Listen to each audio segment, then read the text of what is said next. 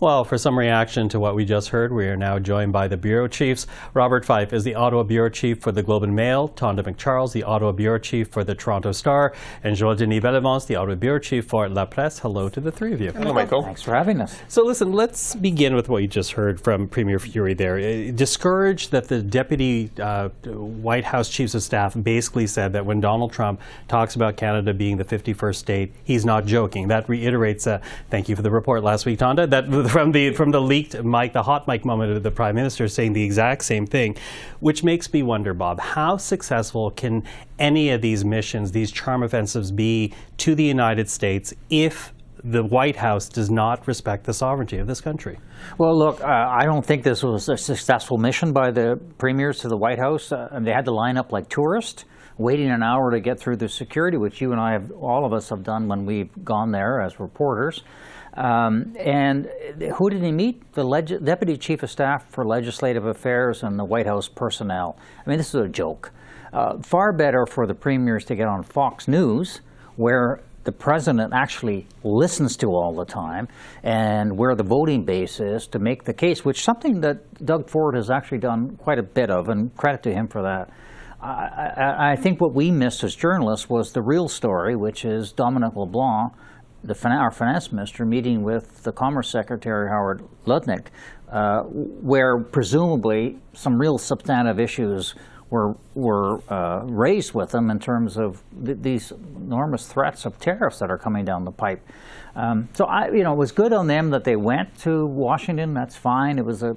But I think it was more a sell back, look at what we're doing back home, than something that was going to have a significant impact on Trump's thinking. Yeah, which again goes to the very fact that he continues time and again doubling down on this idea of Canada as a 51st state. So how successful can any of these missions be, Tonda?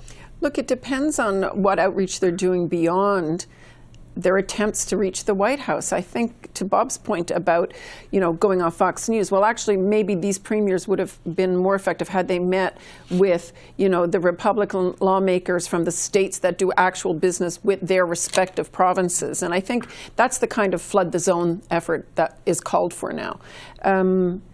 But it's not really clear to me if any of it will work, because the most astounding thing to me is not just that the president's not listening, but the Howard Lutnicks of the world and the American corporate leadership is all falling in line. And there's a sort of massive bystanderism going on across America right now, letting Trump get away with making false statements about his own economy and the impact of tariffs on his own economy. So to what extent any of it can be effective, I think that's a big question. I mean, someone has said that, Trump is having a field day right now because sort of the opposition really isn't on the ice just yet. And maybe some of the systems and the reviews and things will kick in, and when he tries to get things through Congress, maybe it'll kick in. But I think we're all in for a roller coaster. Yeah, Joël-Denis? I would argue that it's time to expand our diplomatic efforts outside of Washington, to go to Republican states, go see governors who do not owe their jobs to Donald Trump, like the advisors that are surrounding Mr. Trump. So by talking to governors in red states, namely, you maybe have those people talk about the impact of the tariffs on behalf of their states, but also talking directly to their voters. And that may swing, I think, the mood in the United States, because Mr. Trump keeps saying stuff that ordinary citizens in the United States believe is true, like they are subsidizing Canada up to the tune of $200 billion. It's not true. It's a commercial, surplus that we have with the United States. So it's time, I think, to expand our diplomatic efforts and reach out to governors in a more sustained way. And beyond them, international allies are going to be important in this fight. Yeah. So trying to access and use those networks that Canada used somewhat successfully when they were trying to pressure China on the two Michaels, right? And rallying a common front. But even there, you see that it's almost every country for himself right now. Everybody's kind of digging in. You are seeing, though, the odd CEO, like Ford CEO, saying, look, this is going to mean job losses in the United States, right? But the odd one, right? But we need more of those people to come forward. One of the things that's going to happen here is there will be job losses in the United States. Inflation will go up, and the Federal Reserve Board will not cut interest rates. Yeah. He needs to get interest rates down to be able to sell it to the American people. All he seems to be concerned about is giving a great big tax cut to wealthy people, and he's trying to figure out a way how to pay for that. And he wants us to pay for it, frankly. This is a hugely scary period of time for Canadians and the world, frankly, because nobody's standing up to him. He flat out stated that yesterday, Thursday, in the Oval Office, and said that all these tariffs that he's amassing are going to help pay down the $36 trillion debt. Yeah. And when he was asked about a $1 trillion figure floating around in terms of the revenue he hopes to get on these tariffs, he didn't dispute it. So I think we should believe him when he says it's so. Yeah. Well, and as we noted last week, what's happening in the United States necessarily changes the political ground that we're dealing with here in Canada. And so far, it seems very much to be benefiting Mark Carney's bid to lead the Liberal Party. Although we've seen some Conservative pushback today, I'm going to begin here with some of the commentary we heard on the Hill from a few notable Conservatives. Take a look. So why isn't the media holding Mark Carney to account? He's about to become the Prime Minister because a small group of Liberal Party members are going to install him. The least you can do is cover the way he's treating these important issues. There have been if only few questions from the media about how much his megacorp profited while he was advising the government. Over the last 2 days, Mark Carney again admitted his own lie about not wanting to impose a carbon tax. In fact, he says he's changing the carbon tax, a new and bigger carbon tax. Now, add to that an attack ad that was launched today on Friday. Take a bit of a look at that. Trump wants our jobs. We're going to take other countries' jobs. And Mark Carney is just the man to help him. Trudeau and Carney sold out Canada with job-killing taxes that push jobs south. He opposed Canadian pipelines while profiting off U.S. coal. Carney even moved his company's headquarters to New York, just as Trump wanted. You're sneaky. Carbon tax Carney. If Carney wins, Canada loses. So there you have it, some of the Conservative responses. So again, shifting the political ground Donald Trump is here in Canada. What do you make of what the Conservatives are now doing in response to this? Well, the Conservatives, quite rightly, are scared.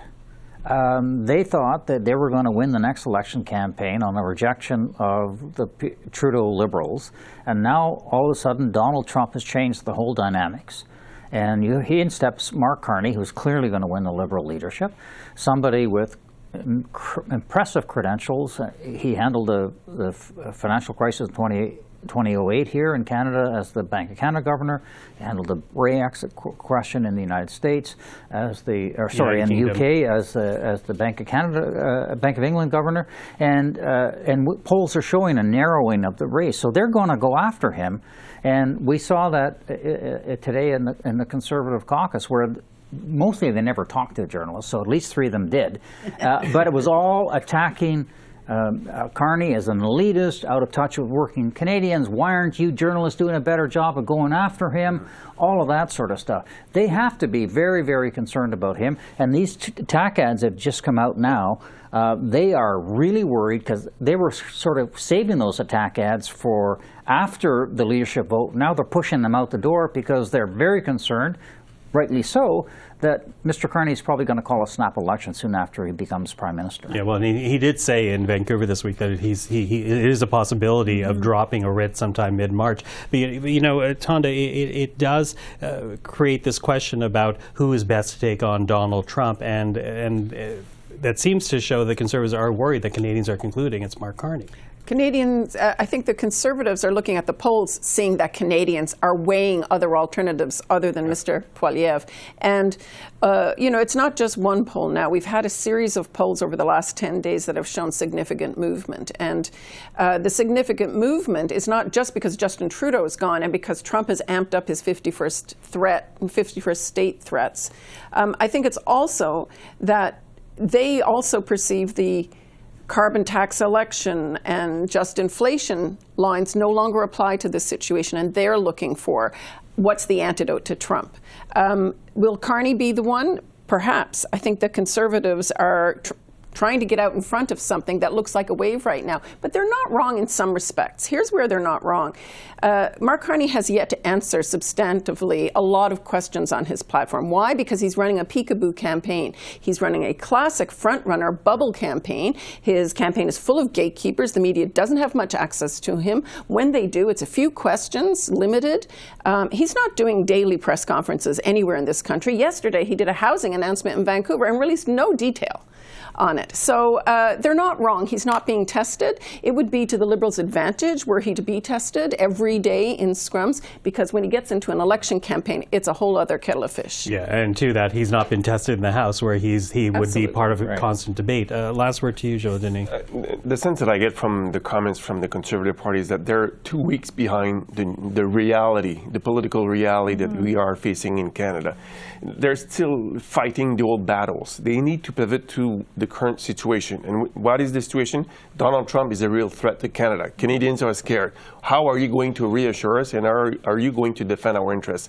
So we're still waiting for them to adjust to the new reality. Maybe we'll hear about it tomorrow, Saturday, when Mr. Poilievre is supposed to make a 40-minute speech to try to reset the message, recalibrate his message. We'll see if they do it. If they don't do it, well, I think the polls that we've seen will only increase the support of the Liberal Party, because Canadians are looking for a real option to face Donald Trump. I mean, Stephen Harper came out this week, and within 5 short sentences, wrapped himself in the Canadian flag and was a bigger, better, louder Captain Canada than Pierre Poilievre has been for the past 6 weeks. So I think, yeah, they know they need to make a pivot, and Harper kind of gave them a path to how to make that pivot, didn't he?